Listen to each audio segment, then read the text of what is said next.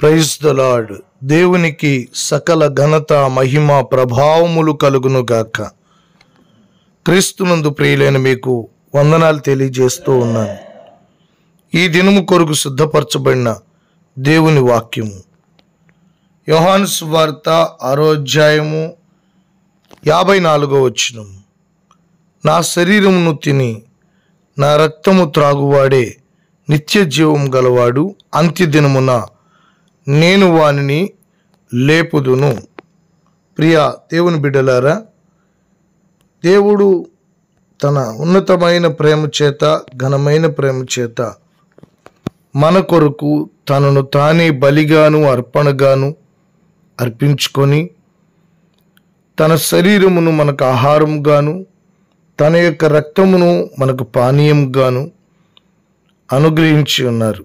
ఆయన శరీరమును ఆయన రక్తమును ఎవరైతే తిని త్రాగుతారో వారి జీవితాల్లో నిత్య జీవం, సమృద్ధి అయిన జీవాన్ని దేవుడు అనుగ్రహిస్తాడు. ఆ నిత్య జీవం వల్ల ఈ లోకములో జీవించుచు నిత్య జీవమైన పరలోక రాజ్యానికి సిద్ధపడుతూ ఉండగలుగుతాం. ప్రభు యొక్క రాకడ వరకు ఇది చెయ్యాలని ప్రభు మనల్ని హెచ్చరించారు. ఆయనకు రొట్టెను పట్టుకొని ఇది నా శరీరం అని విరిచారు. ఆయనకు పాత్రను పట్టుకొని ఇది నా రక్తం అని దీనిలో త్రాగండి అని చెప్పారు. నన్ను జ్ఞాపకం చేసుకున్నట్టుకై దీన్ని చెయ్యండి అని చెప్పిన ప్రభు మనం మన జీవితాల్లో ఆయనను జ్ఞాపకం చేసుకుంటూ ఆయన ప్రేమను, ఆయన త్యాగమును, ఆయన యొక్క సమర్పణను, ఆయన ప్రతిష్టను మనం జ్ఞాపకం చేసుకొంచు ఆయన శరీర రక్తాల్లో పాలు పొందాలి.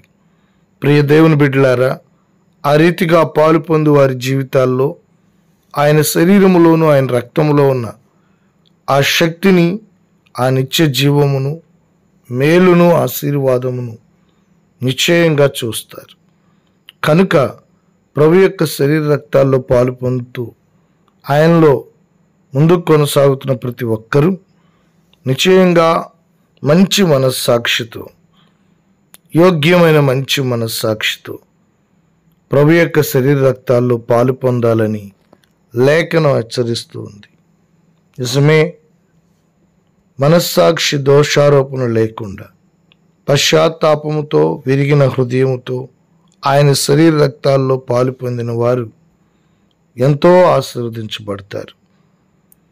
ప్రతి పాపమును సులువుగా చిక్కులు పెట్టి ప్రతి పాపమును ఒప్పుకొని విడిచిపెట్టి శుద్ధీకరించబడిన వారమై దేవుని యొక్క సన్నిధానములో చేరి ఆయన శరీర రక్తాల్లో పాలు పొందితే నిశ్చయంగా ప్రభు మనలను పునరుద్ధానపు శక్తితో నింపి ఆయన రాజ్యం కొరకు, రాకడ కొరకు మనల్ని సిద్ధపరుస్తారు.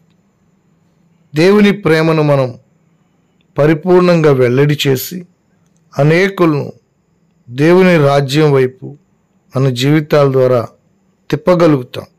కనుక ఈ అతి ప్రాముఖ్యమైన జీవముతో కూడిన ఈ క్రియను ప్రార్థనాపూర్వకంగాను విరిగి నలిగిన మనసుతోనూ దేవుని సముఖంలో విశ్వాసముతోనూ చేయాలని లేఖనం హెచ్చరిస్తుంది.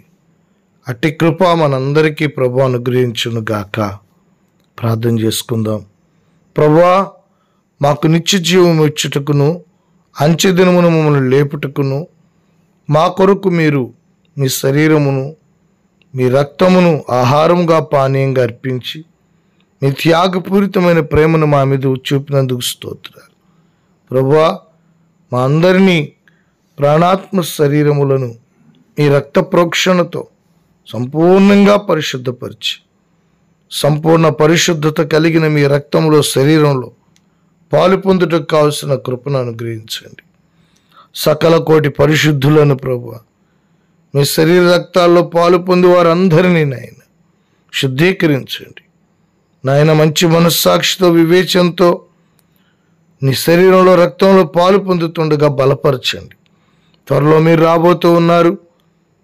యేసయ్యా, మీ రాకడ కొరకు ఆయుత్తపరచండి. యేసు నామములో అడుగుచున్నాను తండ్రి. ఆమేన్, ఆమేన్, ఆమేన్.